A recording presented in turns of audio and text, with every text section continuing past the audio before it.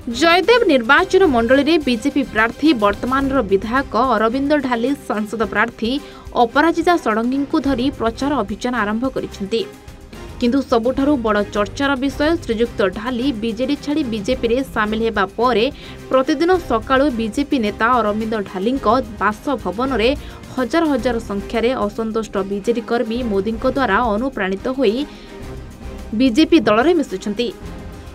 एही अवसर में बालीपाटना ब्लॉक तुरिंतिरा और नरीसो पंचायतर 300 रु ऊर्ध्व असंतुष्ट बीजेडी कर्मी बीजेपी रे सामिल होइछंती।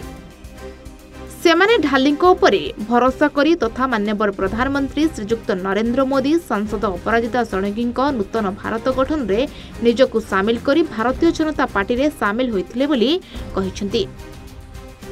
एही मिश्रण पर्व रे अन्यमानक मध्यरे जगन्नाथ बेहेरा, कैलाश चंद्र सेठी, रश्मिरंजन पंडा, रंजीत जेना, लक्ष्मण भोई, आर्थ भोई प्रमुख उपस्थित थे।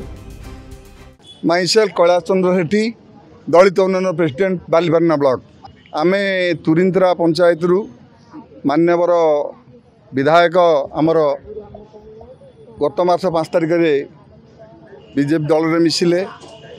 मान्यवर प्रधानमंत्री एवं सांसद अपराजिता षडंगी एवं मनमोहन सामल यांकर नेतृत्व में आमर विधायक मिसिले एवं जेहेतु आमे तांको संगे जोड़ी होइथिलु बीजेडी रु तेणु तांको संगे आमे आज शह शह संख्यार आसिकी जोगदेलु।